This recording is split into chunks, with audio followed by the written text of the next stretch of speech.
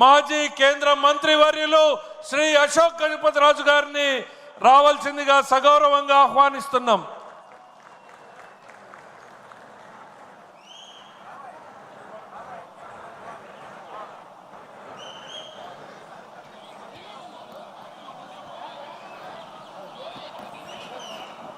ఈరోజు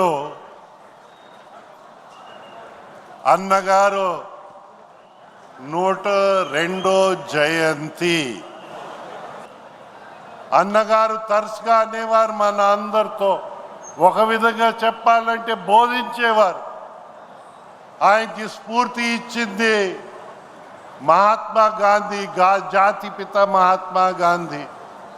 ఆయనకి స్ఫూర్తి కలిగించింది మన అంబేద్కర్ గారు, మన రాజ్యాంగం రచించిన చైర్మన్ గారు ఆఫ్ ద కాన్స్టిట్యూయెంట్ అసెంబ్లీ. ఆయనకి స్ఫూర్తి ఇచ్చింది మన తెలుగు వాళ్ళు, వీరేశలింగం అలాంటి పెద్దలు. ఆయనకి స్ఫూర్తి ఇచ్చింది గురజాడ మహాకవి. అలాంటి మహనీయుల దగ్గర ఆయన స్ఫూర్తిగా తీసుకుని మనకందరికీ స్ఫూర్తిగా అన్నగారు నిలబడ్డం ఈరోజు మన అందరి అదృష్టమని నేను భావిస్తా ఉన్నాను. అలాంటి అదృష్టము మనకందరికీ లభించడం, ఇతరుల కోసం ఆ జెండా అన్నగారు పెట్టిన జెండా అది. ఆ పసుపు అంటే మనకి పుణ్యమైన రంగు. ఆ చక్రము శ్రమజీవుల కోసం, ఆ నాగలి రైతు కోసం, ఆ గుడ్సే మనకి అందరికీ తల దాచుకోవడానికి ఒక అవకాశం కలిగించాలి. ఆత్మ గౌరవంతో మనం అందరూ ఉండాలని ఆయన ఆకాంక్షించేవారు. ఆత్మ గౌరవం ఎప్పుడు వస్తుంది? మన అప్రైట్గా ఉండి పని చేస్తేనే మన ఆత్మగౌరవాన్ని పెంచిన వాళ్ళు అవుతాం. మనం నిర్భయంగా పని చేయగలిగితే మన ఆత్మగౌరవాన్ని పెంచగలుగుతాము. అయితే అన్నగారికి ఛాలెంజెస్ అయితే రాలేదనుకుంటే పొరపాటు. మనం చూసాము ఈరోజు మనకి ఆపోజిషన్లో ఉన్న వాళ్ళని పైన ఎలాగ ఈడీలు ఇవన్నీ వాళ్తారో, లేని కేసులు పెడతారో, అన్నగారి పైన కూడా లేని కేసులు పడ్డాయి. ఏంటి ఆ కేసు చూస్తే, ఆ రోజు నిబంధన ప్రకారంగానే 10,000 రూపాయలు ఆయన చెక్ లేకుండా క్యాష్ ద్వారా ఇచ్చారని, ఆయన డబ్బులే మళ్ళీ ఇచ్చారని చట్ట వ్యతిరేకంగా ఒక కేసు పెట్టి, ఆయన ముఖ్యమంత్రిగా ఉన్నప్పుడు కూడా ఆయనకి కోర్టుకి సమన్స్ ఇస్తే ఆయన ముఖ్యమంత్రిగా కోర్టుకి వెళ్ళి ఆ సమన్స్ ఆన్సర్ చేసి నిర్భయంగా ఉన్నారు. కానీ తర్వాత ఉన్న ముఖ్యమంత్రులు చూస్తే వాయిదా పై వాయిదా, వాయిదా పై వాయిదా. అది కూడా కేసు ఏంటి? 43,000 కోట్లు ప్రజాధనాన్ని మింగేసిన వాడు. వాయిదాపై వాయిదా వెళ్ళి గిన్నీస్ బుక్ ఆఫ్ వరల్డ్ రికార్డ్స్లో వాయిదాల్లో దూరిన వ్యక్తులు కూడా మనం చూసాం. అయితే మన గౌరవాన్ని, మన ఆత్మగౌరవాన్ని అన్నగారు బలం చేయించారు. మన న్యాయ వ్యవస్థని ఆయన అవాయిడ్ చేయలే. మన చంద్రబాబు నాయుడు గారు ఎక్కడ ఫరార్ కాలే.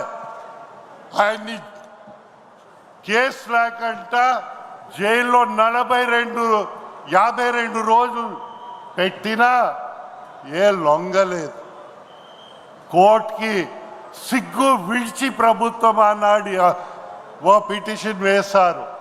ఏంటంటే, మా దగ్గర రుజువులు ఉన్నాయి, మీకు సమర్పించడానికి ఇంకా అదనపు టైం కావాలట. అంతవరకు చంద్రబాబు నాయుడు గారిని జైల్లోనే ఉంచాలని.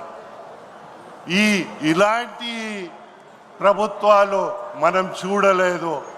మన ఏంటంటే మన నాయకత్వం నిర్భయంగా ముందు వెళ్ళాలని అది అన్నగా రుజువు చేశారు, చంద్రబాబు రుజువు చేశారు, ఇప్పుడు యువ నాయకులు కూడా రుజువు చేస్తున్నారని వారి చరిత్ర వారు నడిచే తీరు చూస్తే మాలాంటి మనుషులకి ఆనందం వేస్తుంటుంది.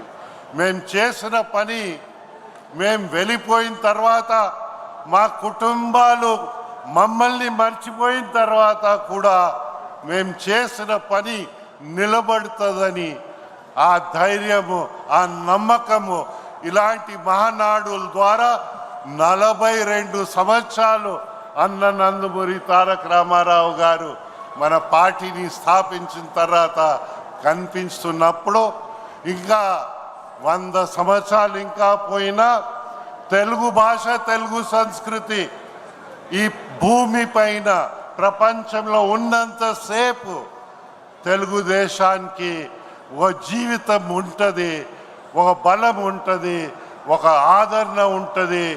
ప్రజల కోసం పని చేస్తాము, ఆత్మ గౌరవానికి పెంచుతా పోతాము. ప్రపంచంలో ఎవరికంటే తక్కువగా తెలుగు వాళ్ళు ఉంటారని నేనైతే అనుకోను. ఆ తెలుగు వాళ్ళ కీర్తిని మనం చాటి చెప్పి మన దేశాన్ని మనం అందరు ప్రేమించుతాము, మంచిది పెంచుతామని విషయం మీకు అందరికీ మనవి చేస్తూ, ఏ దేశం ఎగినా ఎందు కాలెడినా ఏ గద్దె ఎక్కినా ఎవరెదురైనా పొగడరాని తల్లి భూమి భారతిని నిల్పరా మీ జాతి నిండు గౌరవం, మన ఆత్మ గౌరవం ముఖ్యం. అందరి గౌరవాన్ని మనం పెంచుతూ వెళ్ళాలని మీకు అందరికీ విజ్ఞప్తి చేస్తూ నాకు ఈ అవకాశం ఇచ్చినందుకు ప్రత్యేకంగా ఈ వేదిక అందరికీ నా నమస్కారాలు తెలుపుకుంటూ మీ అందరి దగ్గర సెలవు తీసుకుంటున్నాను. జై తెలుగుదేశం, జై జన్మభూమి, జై ఎన్టీఆర్. ఎన్టీఆర్ అమర్ రహే. జై చంద్రబాబు నాయుడు. జై మన భవిష్యత్తు మన యువకులందరికీ యువ నాయకులతో సహా అందరికీ మా జై కొడుతూ జై హింద్. Thank you sir. మీ అనుభవాలతో చరిత్ర పుటల్ని మా అందరికీ గుర్తు చేస్తూ